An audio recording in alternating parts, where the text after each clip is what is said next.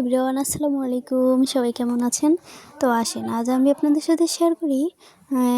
December মাসে আমি গিয়েছিলাম ঢাকাতে। তো ওইখানে খালামণির বাসাতে বাবুর জন্য একটু রান্না করেছিলাম, সেটাই আর কি শেয়ার করছি। তো দেখেন খালামণির বাসাটা মানে এত সুন্দর একটা জায়গায়, তার থেকেও বড় কথা হচ্ছে এই কিচেনটা হচ্ছে এমন একটা জায়গায় যেখান মানে এই পাশ দিয়েই প্লেন যায়, মানে এয়ারপোর্ট এই পাশেই। তো আপনারা দেখতে থাকেন, মানে একটু পরপরই দেখা যাচ্ছে এক একটা প্লেন উড়ে যাচ্ছে। আমার কাছে দেখতে খুবই ভালো লাগছে। তো আমি কিন্তু রান্না করছিলাম দেশি মুরগির হচ্ছে কলিজা, আর ছিল কিছু সলিড মাংস।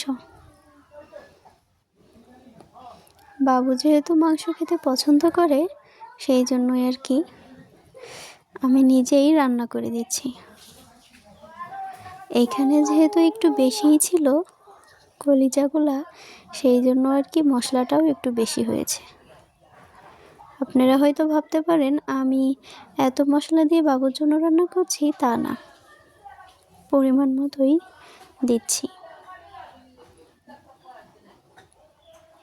খালামণির বাসাটা কিন্তু আমার ভীষণ পছন্দ হয়েছে। ছোট্ট একটা বাসা কিন্তু অনেক সুন্দর, মাশাআল্লাহ।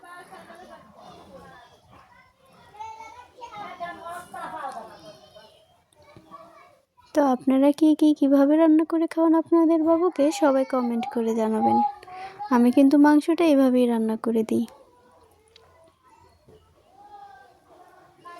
এই মাংসগুলো কিন্তু আমি আগের থেকেই সুন্দর করে ক্লিন করে নিয়েছি।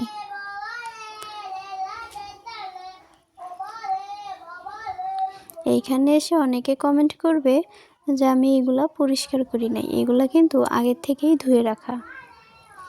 যেহেতু বাবু খাবে, এতে তো আর কোনো ভুল নাই যে এটা আমি কতবার ধুয়েছি।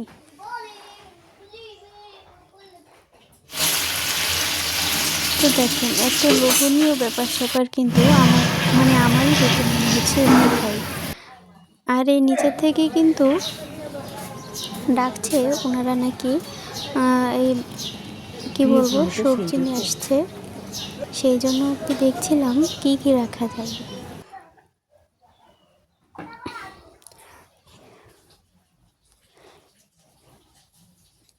তো আজ আপনাদের বাবুকে কি রান্না করে দিলেন, সবাই কমেন্ট করে জানাবেন। আর এই শীতের মধ্যে আপনারা কেমন আছেন সেটাও কমেন্ট করে জানাবেন। আমাদের ফরিদপুরে কিন্তু এখন অনেক গরম। তো আমার ভিডিও কেমন হলো সবাই কিন্তু কমেন্ট করে জানাবেন। আল্লাহ।